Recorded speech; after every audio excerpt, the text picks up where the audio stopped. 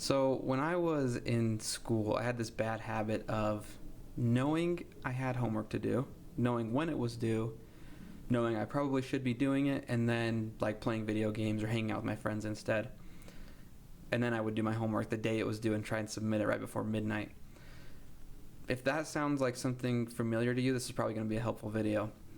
What I was engaging in was what we call an escape or an avoidance behavior.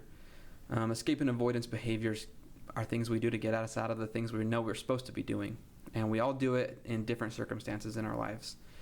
So in this video, we're going to kind of talk about what those things are, what they look like, give some examples, and then give some tips, tricks, and solutions to how to not engage in those behaviors and get the things done that you need to get done. So thanks for joining us.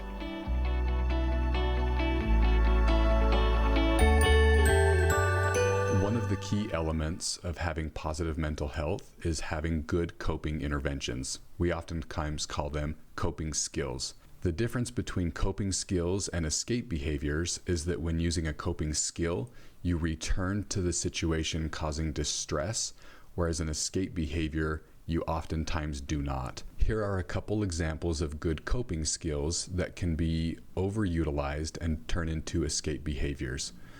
Overcleaning, overworking, use of social media, pornography, overengagement in sports, and decreased social participation or being connected with others. Keep in mind that coping skills are important, but we want to make sure that they do not become escape behaviors. If escape behaviors are something that you struggle with, there are some things that you can do to help yourself get control over it. So the first thing that you want to do is recognize that escape behaviors are really, really difficult to manage if you wait until you've already started the behavior and then you're trying to stop it.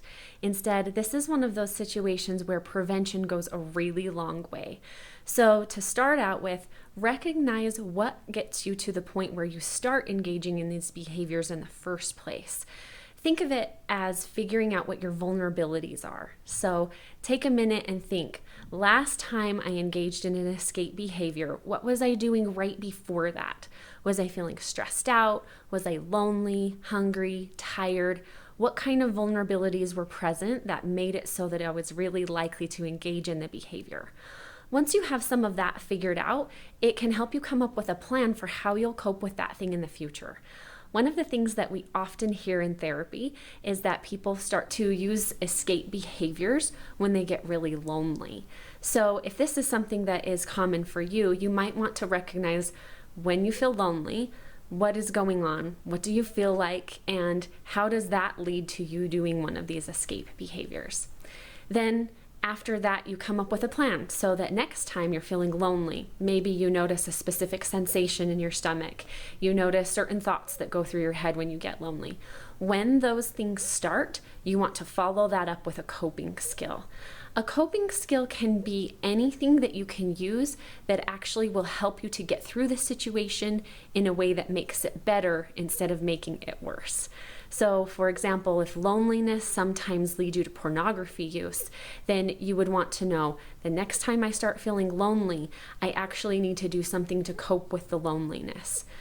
That could be a lot of different things, and maybe it's even something else to just distract yourself until some of those urges to use pornography go away. Maybe you could come up with a plan of a friend that you could call, not necessarily even to talk through the urges about using pornography, but instead just to distract yourself. Or maybe you could come up with something else that would help to soothe you or to help make you feel less lonely.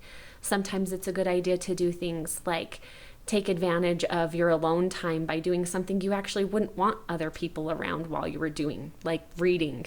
I know that when I'm reading, I actually am glad that I'm alone while I'm doing that because no one's interrupting me. So that's the process that you should use to try to come up with some coping to stop your escape behaviors. First, you're going to recognize what your vulnerabilities are. And secondly, you're going to come up with some kind of coping skill, even if it's just a distraction, that can help you get through that period of time where you feel the urge to use the escape behavior. Thanks everyone for joining us for today's video. Hopefully something we talked about was helpful for you. If you enjoyed what you saw, please subscribe, hit the like button, and leave a comment. We'd love to talk with you. And thanks for joining us, and we'll see you on the next one.